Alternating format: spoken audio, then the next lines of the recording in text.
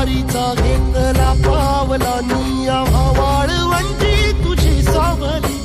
गळा भेट घेण्या भीमेची निघाली तुझ्या नाम घोषात इंद्रायणी